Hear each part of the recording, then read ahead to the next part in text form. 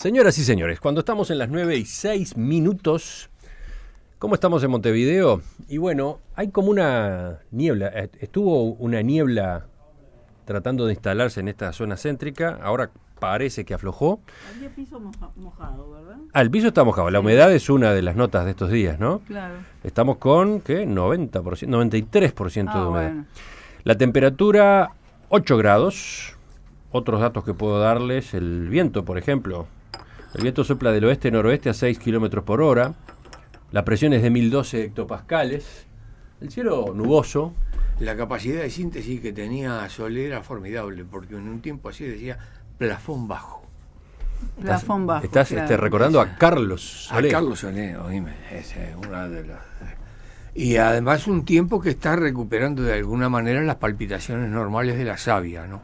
Porque recién ahora entraron los aromos a ponerse puntear, amarillos, ¿viste? Mm. Este es un frente unido. Sí, sí. Y el después, frente Matilde Mauricio. Ahí y está. Y esos los Rodríguez aromos. Rosenkopf, todo. Eso, ahí está. Ahí estamos.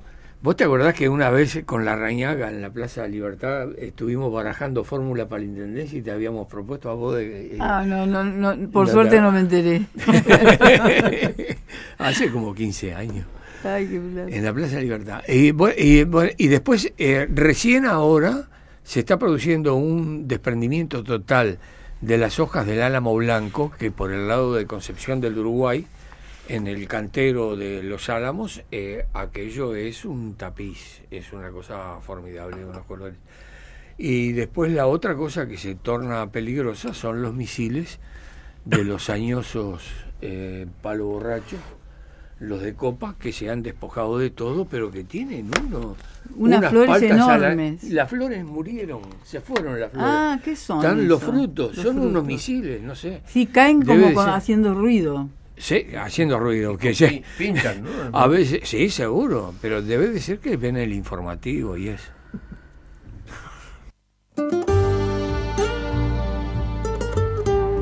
El siguiente espacio es una presentación de Seguro Americano. 50 años de medicina cada vez más humana.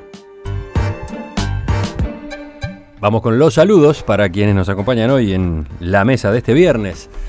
Escucharon ya a Mauricio Rosenkopf. No puede saludar porque está acomodando la campera, no sé qué está haciendo. Buenos días. Ahora sí, volvió al micrófono. Juan Grompone, ¿qué tal? Buen día. Buen día, ¿qué tal? Bueno, a Matilde también ya la escucharon. Sí, Buen sí, día. Buen día. Estará con nosotros Alejandro Val dentro de un ratito. Y ahora, para esta primera media hora, saludo a Alcides Abella. Buenos días, gracias. Bienvenido también. Esta mañana, en la mesa de los viernes, nos damos el gusto de reconocer el talento de nuestros oyentes escritores. Volvemos a esta costumbre.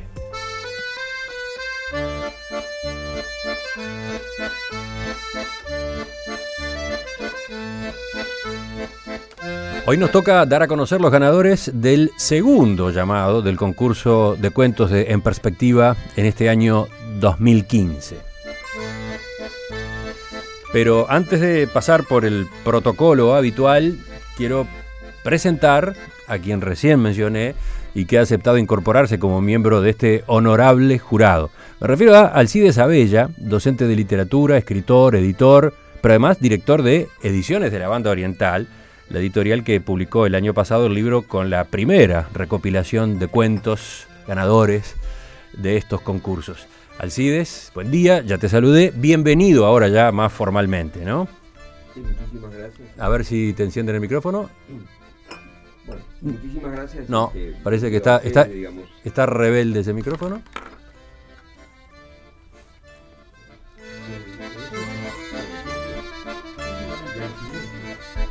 Bueno, muchísimas gracias entonces por la invitación y para mí simplemente es como reencontrarlos a ustedes porque por diversas razones. Primero porque hicimos el libro, lo cual motivó un intercambio muy dinámico, muy lindo, con textos, con ustedes trabajan Nicolás y otra gente bárbara realmente.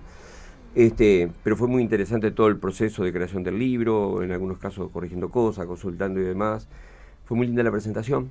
El acto de presentación en la Intendencia de Montevideo. Con muchos autores y demás. De paso digo también que en un corredor de la radio un día ustedes entregaron uno de los premios y una de las autoras, creo que se llama Andrea Di Candia, ganó ese día un pequeño premio y hace poquitos días presentó una nueva novela y por lo tanto no quedó meramente en un microcuento, sino que eso un estímulo mayor. Claro. Ahora, de todo eso, lo que más me gusta en un día de invierno es estar en mi casa y escucharlos en radio. Ay, sí, claro. Pero te podés quedar un rato, ¿no?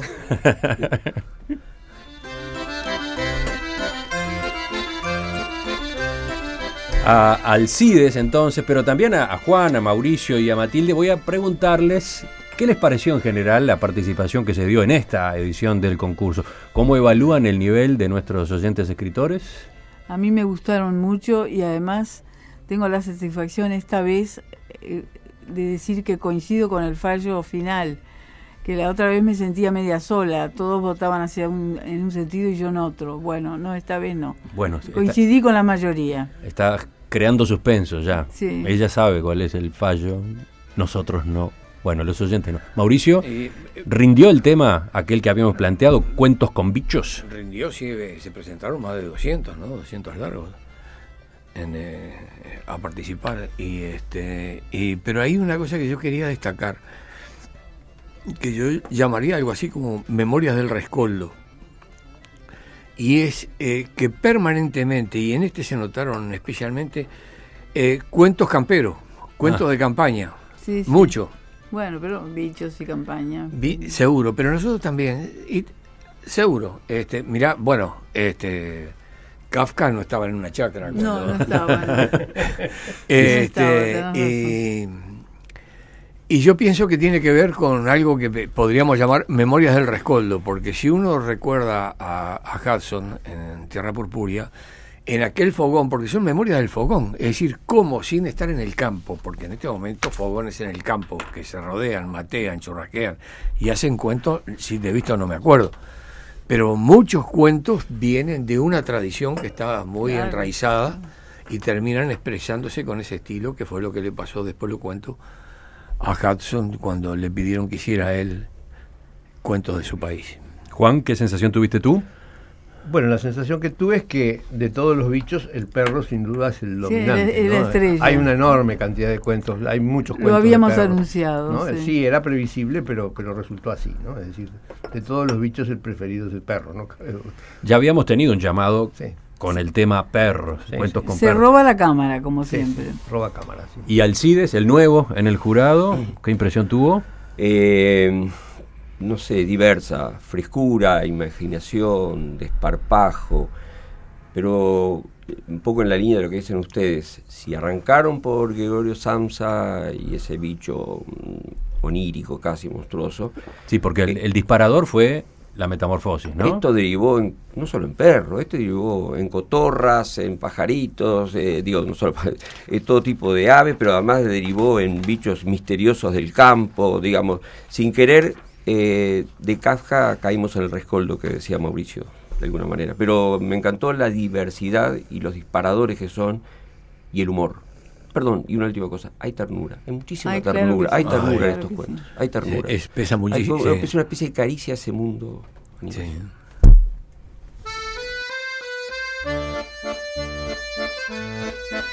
Pasamos ahora sí a conocer, en primer lugar, a quienes se destacaron entre todos los concursantes. Estos que vienen ahora, los seudónimos que voy a leer, corresponden a los nominados. Juan, que es el secretario de cómputos del jurado, puede explicarnos qué se trata esto, qué es esto de los nominados. Sí, hay un pequeño cambio con lo que veníamos haciendo, que antes los nominados eran una lista, pero que no incluía a los 3 ganadores. Esta vez sí las incluye porque decidimos que también los ganadores, fue una observación de Javier Castro, también los ganadores de alguna manera son nominados, de modo que la lista ahora incluye no solo los que fueron nominados como antes, sino además los 3 ganadores. Pero no decimos cuáles son. Está bien, pero ¿quiénes son los nominados? ¿Los que tienen más votos del jurado? Los que tienen por lo menos un par de votos. Ajá. Es decir, hay por lo menos 2 jurados que consideraron bueno o interesante ese cuento. Sí, para mí los nominados es clásicamente un archivo aparte. Yo voy leyendo y en otro archivo van cayendo los que para mí son eso, un poco destacado. Bueno, ¿quiénes son los nominados en esta ocasión? 16. Cafezote, Chaná, Dardo, El Despeludo, Elegida, Espinillo, Granapadano, Jalos, Julepe, Ken, Manuela, Negrucho, Paulina, Samsa, Sauce y Taurino.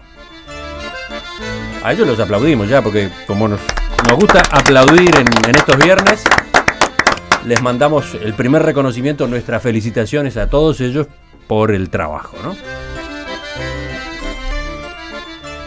Vamos al segundo paso ahora. En este momento sí que comenzamos a escuchar cuentos, porque vienen los preferidos de cada uno de los miembros del jurado. Estos no son necesariamente los finalistas, ¿no? Son No. los que cada uno eligió, los que en principio le entusiasmó más, los cuentos que le entusiasmaron más a Juan, a Alcides, a Mauricio, a Matilde. Con una precisión, elegimos los que no van a ser premiados, porque si no se pisarían las lecturas. Ah, está bien. Y además hay otra cosa, no necesariamente son los preferidos, a veces son cuentos que por alguna razón interesa destacarlos, ¿no? Claro. Empecemos por el que eligió para leer Juan Grompone. El título, Un viaje accidentado, y el seudónimo de su autor, Manuela.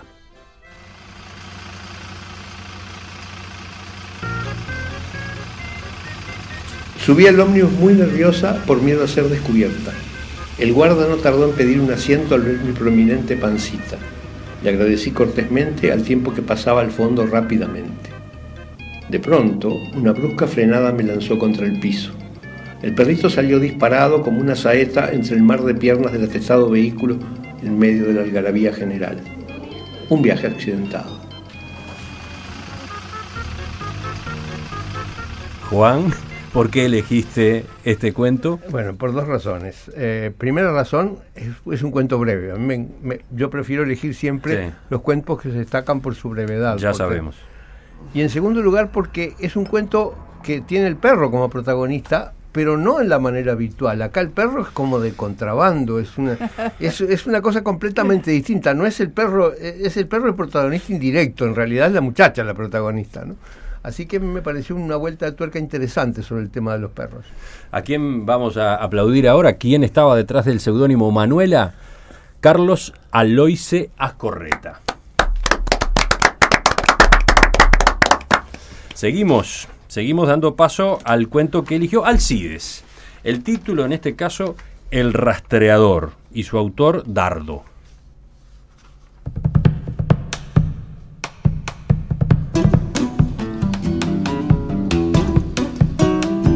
Bicho, Rosendo Luna, sí señor, vivía en el Pajonal, la tapera que era rancho a la entrada del monte. Rastreador como él solo, leía el viento, proseaba con los pájaros y los insectos chicos. Se perdía una vaca, la encontraba. Cuando se extravió el más chico de los Ramírez, que andaba bobeando atrás de unas mariposas, le rogaron. Él fue y lo trajo, en 2 días lo encontró y lo trajo. Otra vez unos delincuentes alzados que habían matado gente se rajaron para la sierra y él fue a buscarlos, los pedazos trajo. Se fue haciendo bicho, dijo. Y me gustan más los bichos que la gente.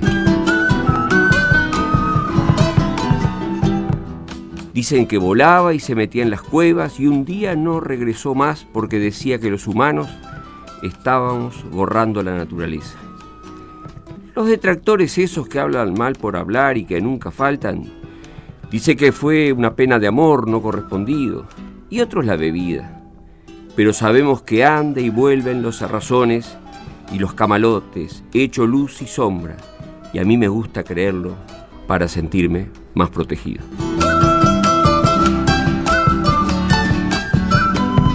Alcides, ¿por qué leíste este cuento?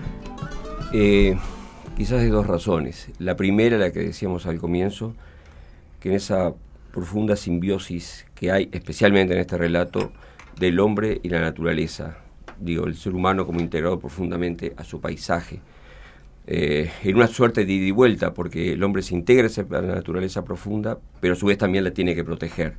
Al principio pensamos que el bicho es un bicho, efectivamente, sí. ¿No? Bueno, eso lo otro, ahí viene una cuestión, porque esto los disparadores, sospecho, de por las cuales ustedes, hablo de ustedes, los jurados, ustedes eligen los cuentos, deben ser muy diversos.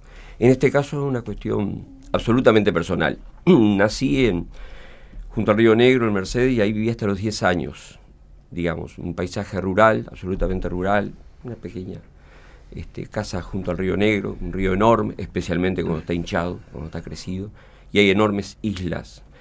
Pero tanto al lado del río y en las islas es un monte criollo cerrado, impenetrable, un monte lleno justamente de diversas aves, de diversos animales, de víboras.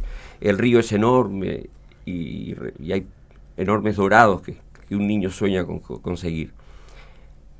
Nací en ese mundo, sentí el olor profundo como un día de invierno como este, el olor de humedad verde profunda del monte, del río.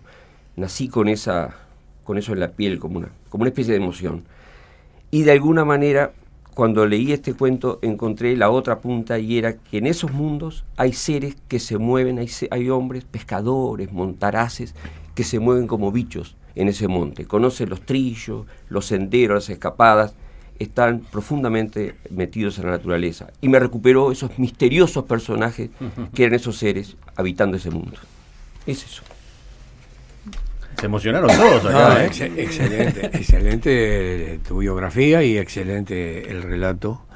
La expresión de bicho, que lo discutimos en más de una oportunidad, es absolutamente, es muy bicho, Bonomi. Ahí está. Digo, apareció el ministro, tenía que aparecer. Un tipo bicho es un tipo que se revuelve, que, como decía Alcide, sabe los senderos, sabe los riesgos, los peligros, que se da cuenta qué es lo que se mueve y a qué viene. Digamos, me parece que es un cuento excelente y además muy, muy redondeado, muy complementado, más que redondeado, en los comentarios de Alcides. ¿A quién vamos a aplaudir? ¿Quién estaba detrás del seudónimo Dardo? Washington Gerardo Azambulla. Continuamos con el cuento que leyó Matilde. El título Astucia y el seudónimo Espinillo.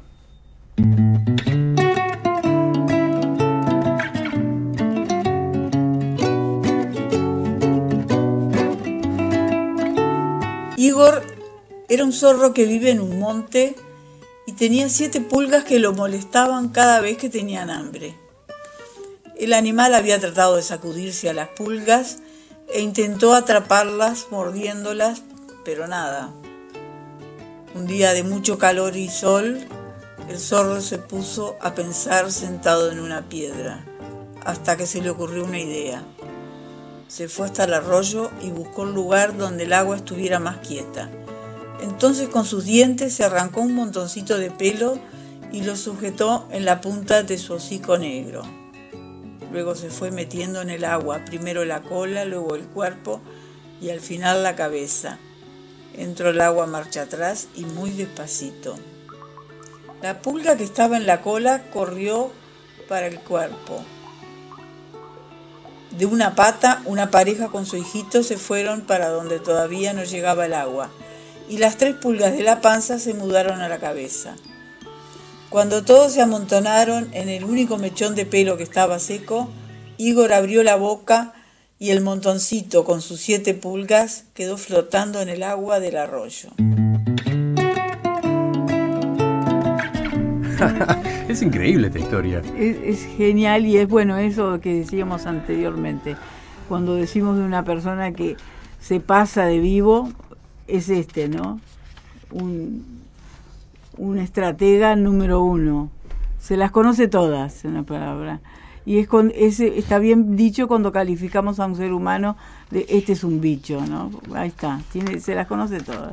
Yo creo que este cuento además es una típica fábula, porque claro, es un animal que actúa como un humano, ¿no? Que razona, se sienta a pensar, hace un truco. La imagen de Igor sentado en una piedra como si fuera el pensador de Rodin es de morirse. No, y el momento en que ingresa al agua marcha atrás. Marcha atrás. Es precioso cuento, precioso cuento. Me recuerda qué creatividad además, ¿no? Seguro. La del autor y la del zorro, para inventar ese procedimiento a efecto de sacarse las pulgas. El zorro tiene toda una literatura, te acordate de las aventuras de Juan el Zorro. Y además hay una recomendación que hacen para de la marca Cinco Raíces, que la publicitaba, ¿cómo era que se llamaba? Científico. Taliche. El doctor Rodolfo Taliche. Rodolfo Taliche. Seguro. Él en uno de los libros que se publica recomienda que hay algo que está sin estudiar, que es el lenguaje de la cola de los zorros. Ah, mira qué genial. Sí. Vos detenete en la del perro, pero el cuento como dice Juan, es una hermosa fábula. ¿Para quién va el aplauso? ¿Quién está detrás del seudónimo Espinillo? Se llama Fernando Castro. Y por último, entre los preferidos por los integrantes del jurado, vamos a escuchar el que eligió Mauricio. Vino con el título Cosas Obvias y el seudónimo Samsa. Entró la abuela que venía del patio y me sorprendió leyendo.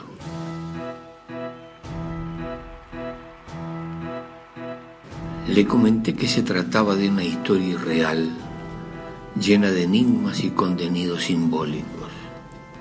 Alguien que al despertar se había convertido en un enorme y repugnante insecto. Como la vi quedarse interesada y expectante, amplié el relato. Me escuchó con atención y, asintiendo con la cabeza, comentó: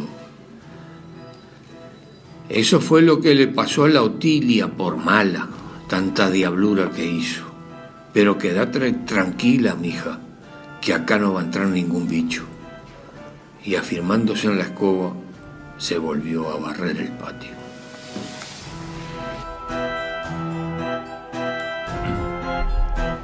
Apareció la metamorfosis. Pero es muy lindo que haya aparecido, y además con esa sensatez, sentido común de la madre o la tía, no recuerdo, que ante el relato hay una vieja comunión entre niños que cuentan un relato y que el lector, que es mayor de edad, lo cree y cree la historia de Caperucita Roja y qué le pasó y cuando vino el lobo. Bueno, acá lo mismo, escuchó lo que estaba diciendo de metamorfosis la hija. Y la madre salió con nada de irreal. Y salió nada, entonces se agarró la... Y te recuerdo algo que dijimos la otra vez, que las cucarachas fueron creadas antes que el hombre, según en el Génesis. No me acordaba de esa disputa. ¿Alcides? No, que en el caso del cuento elegido por Mauricio también no sé, es tu tema, Mauricio, obviamente no me voy a meter en eso, pero me huele a teatro. Es decir, ese persona que está quieta leyendo y esa mujer que se mueve alrededor, hay una gestualidad y el propio diálogo tiene algo de teatral. Yo no sé si por algún lado no te traicionó el otro oficio tuyo, de los tantos que tenés. Está muy bien. Bueno, ¿y a quién aplaudimos acá? ¿Dónde está el autor? ¿Quién hay detrás del seudónimo? Mayo Echeverri, un viejo conocido de estos concursos, ¿no? Claro. Más de una vez ha ganado o tenido premios. Hay oyentes que están disfrutando la lectura de los cuentos, como Ana, que pasa un mensaje diciendo: qué hermoso escucharlos, atrapados totalmente desde la emoción. Pero también hay otros mensajes que comentan algunos de los trabajos. Llamó la atención el que elegiste tú, Matilde. Ajá. El del zorro. Dice este oyente: hay que destacar que por lo visto el zorro tenía o sentía cierta amistad con las pulgas, porque podría haberse tirado al agua de una y chau pulgas. Sin embargo, las dejó flotando por las aguas a su suerte. Es cierto. Así que él destaca una cuota de, no sé, de ternura también en el zorro, ¿no? De humanidad en el zorro. Sí, de relacionamiento entre ellos.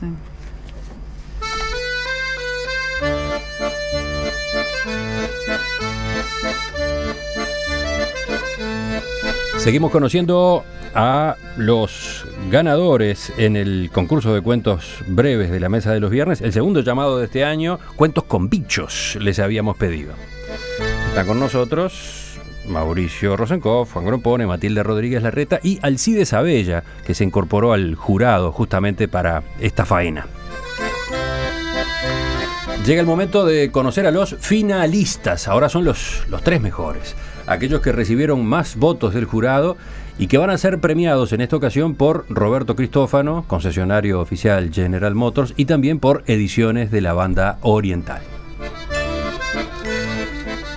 Toca el turno del tercer premio. Es el cuento que escribió alguien con el seudónimo Julepe. El título, Bicho bien nicho.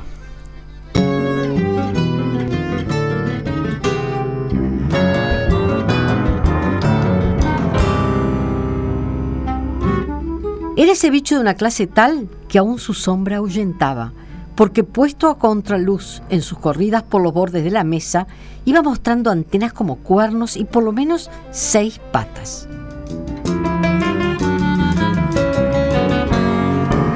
Debo en este punto aclarar que a pesar de la extendida creencia que la naturaleza siempre se presenta en formas pares y simétricas, conocidos casos hay de bichos con 5 patas, por ejemplo. Llevaba ojos por detrás de la nuca, medio camino de cabeza y anca. Iba marcando por detrás el rastro con hilos de asquerosa baba. Y qué decir del hedor que despedía ante la menor amenaza.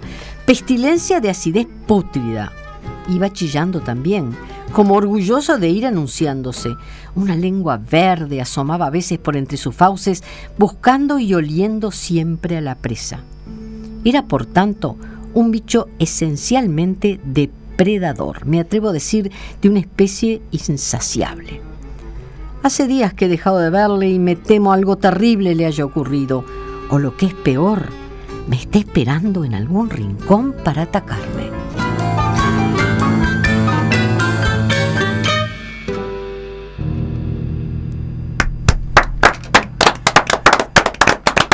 Los escucho, señores, señoras, integrantes del jurado, ¿qué dicen? Nada, que es muy lindo, digamos, la idea de que lo describe como lo describe y finalmente tiene esa fijación, y además a uno se le eriza la piel cuando esto es relatado o interpretado por la voz de Rosario Castellano. Ah, tiene eso, sí. Conmueve. Está chocha, mirale allá del otro lado del vidrio. Le encanta que la elogien. ¿Los demás qué comentarios tienen? Bueno, de los cuentos de los bichos que asustan, ¿no? Es decir, es un cuento como del estilo de los que hacía Poe, ¿no? Que sugiere todo. Hay un cuento de Poe en que el hombre ve un monstruo descender de una colina y cada vez más cerca, y en definitiva es una araña que está caminando por el vidrio, ¿no? Lo está mirando en perspectiva. En otra perspectiva. ¿Y el lenguaje que utiliza el autor? Hay frescura, hay enorme frescura, porque hay cierta dosis de humor ya en el comienzo, ese bicho girando en torno a la mesa, esa cosa de irrealidad de las patas no pares, incompleta, hay como leyes naturales que se están violando, y de vuelta, como en otros casos, a la frescura. ¿Qué frescura para contar? Bueno, ¿quién es Julepe? ¿Quién está detrás de este tercer premio? Carmen D'Angiolillo, cédula de identidad 1.787.834-9. Apareció y dijo. Premiada. Matilde está chocha, contenta, porque hasta ahora venía de hombres la cosa, ¿no? Bueno, vamos al segundo premio. El título de este cuento, El caracol de ámbar. El autor, Sauce.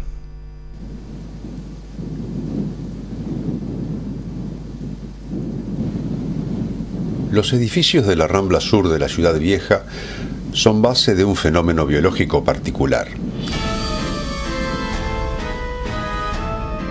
En días cálidos de otoño, pueden encontrarse unos diminutos caracolitos que se deslizan por las paredes y vidrios exteriores. Un muestreo realizado por el Instituto Clemente Estable reveló que son de color marrón muy tenue, de unos 5 milímetros de tamaño, y que su filogenia es de un molusco.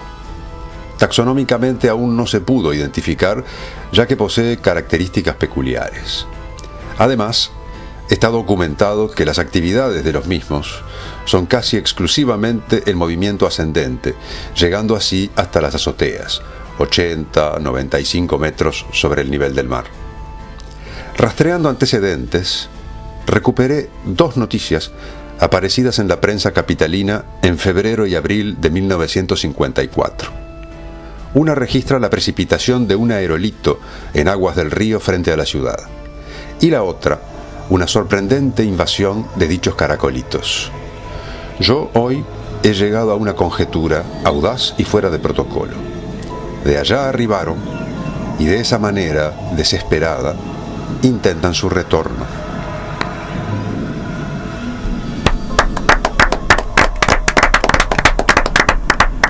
Te escucho a ti, Juan, por el lado de la ciencia ficción. ¿Quién dijo que no se podía hacer un cuento de ciencia ficción con los bichos?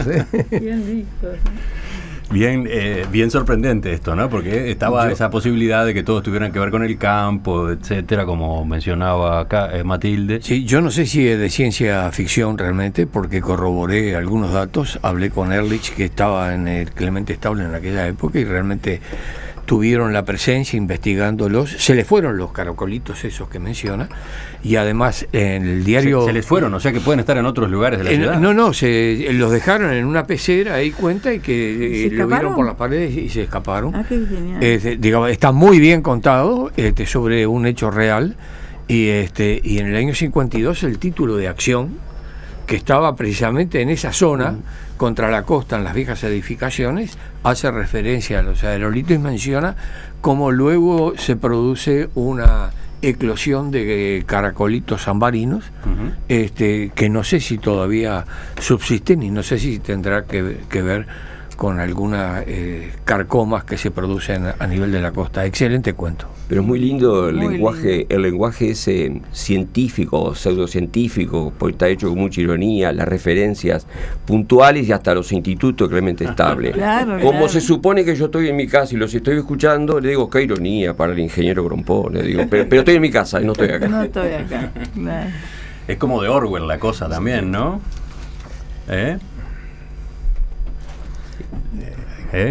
Radioteatro, que la gente cree que es realidad, todo aquello. De Orson Welles. De Orson Welles. Orson Welles quise decir. Yo también te confundí. Esta vez estuviste más rápido. Quedamos detenidos en un Orson. Bueno, sí, ¿quién está detrás del seudónimo Sauce? ¿Quién es el autor de este cuento que estábamos comentando? Se llama Fernando Castro. Cédula de identidad 1.313.422-4. Y se fue la segunda, porque ya tiene otra mención. Está bien, muy bien de la memoria hoy, Mauricio, está rapidísimo. Efectivamente, Fernando Castro es el autor también del cuento que Matilde había elegido como su preferido, el cuento del zorro y las pulgas, ¿no? Y demuestra que se mueve en distintos territorios de la narrativa con soltura. Un hombre muy versátil. Bueno, y llegamos al momento de conocer al ganador de esta segunda edición del concurso de cuentos de En Perspectiva 2015. ¿Quién lo escribió? El seudónimo Negrucho. ¿Cuál es el título? Bicho más que humano. El cacique apareció en las casas embarrado, nervioso y hambriento, justo a la hora de comer.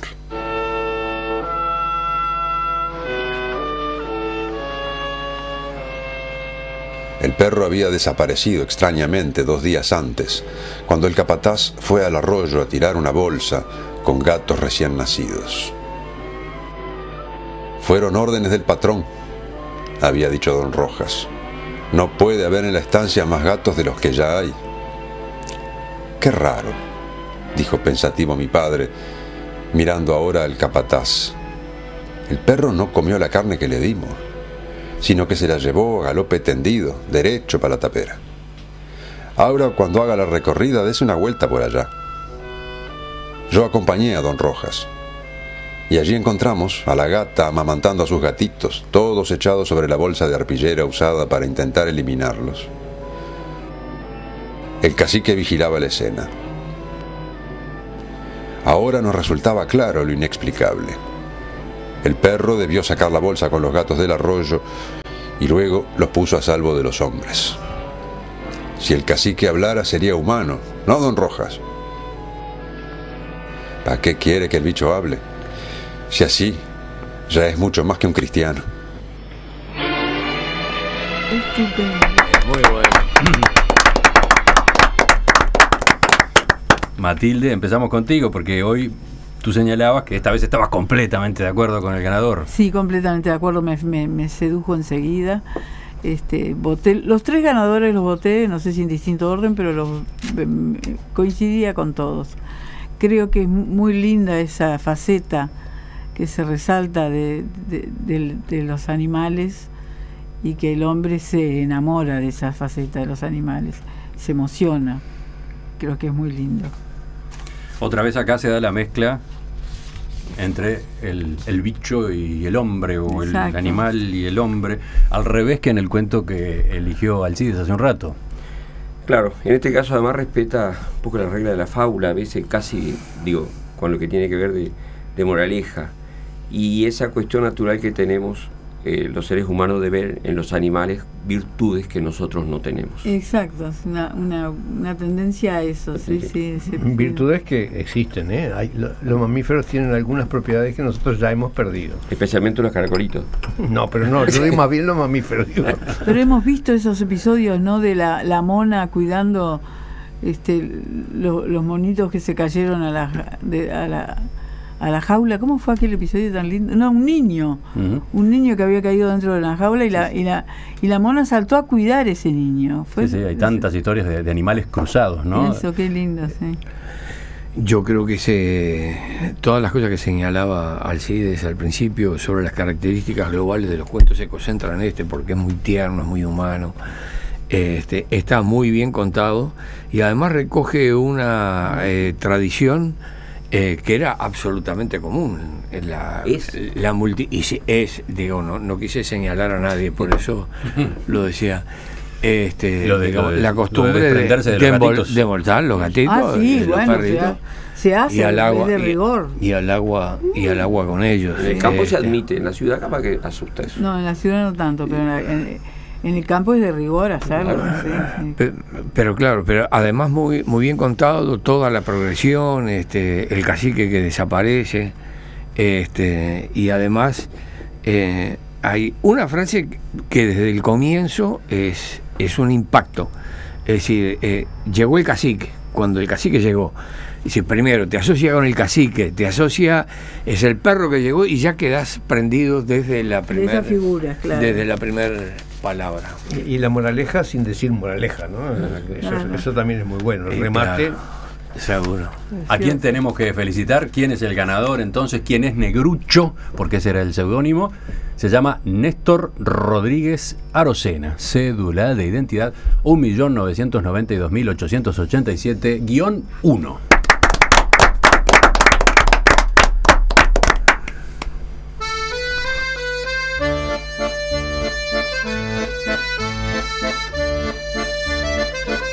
¿Cuáles son los premios que se llevan los ganadores de este concurso? Recuerden, Roberto Cristófano, concesionario oficial General Motors, es quien obsequia a Carmen Dagiolillo, que quedó en tercer lugar, una cena para 2 personas en el restaurante Paninis. Fernando Castro, que obtuvo el segundo lugar, también una cena para 2 personas en Paninis.